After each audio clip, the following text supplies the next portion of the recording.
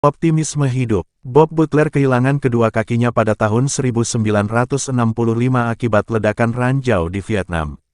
Ia kembali ke negerinya sebagai pahlawan perang. 20 tahun kemudian ia sekali lagi membuktikan kepahlawanan yang murni berasal dari lubuk hatinya. Butler sedang bekerja di garasi rumahnya di sebuah kota kecil di Arizona pada suatu hari dalam musim panas ketika ia mendengar jeritan seorang wanita dari salah satu rumah tetangganya. Ia menggelindingkan kursi rodanya ke rumah ini, tetapi semak-semak yang tinggi di rumah itu tidak memungkinkan kursi rodanya mencapai pintu belakang.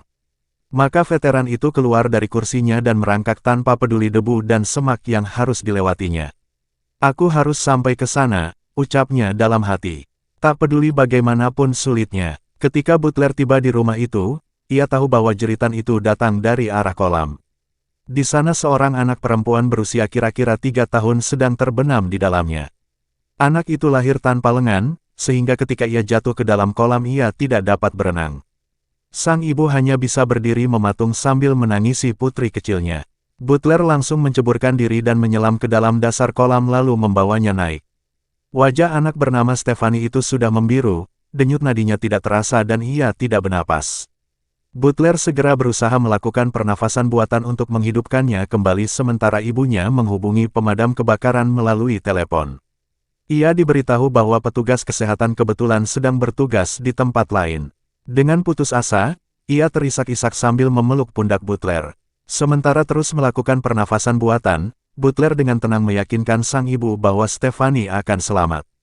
"Jangan cemas," katanya, "saya menjadi tangannya untuk keluar dari kolam itu. Ia akan baik-baik saja. Sekarang saya akan menjadi paru-parunya. Bila bersama-sama kita pasti bisa." Beberapa saat kemudian anak kecil itu mulai terbatuk-batuk, sadar kembali dan mulai menangis. Ketika mereka saling berpelukan dan bergembira bersama-sama, sang ibu bertanya kepada Butler tentang bagaimana ia yakin bahwa anaknya akan selamat. "Ketika kaki saya remuk terkena ledakan di Vietnam, saya sedang sendirian di sebuah ladang," ceritanya kepada perempuan itu. "Tidak ada orang lain di sekitar situ yang bisa menolong kecuali seorang gadis Vietnam yang masih kecil." Sambil berjuang menyeretnya ke desa, gadis itu berbisik dalam bahasa Inggris patah-patah, "Tidak apa-apa. Anda akan hidup. Saya akan menjadi kaki Anda.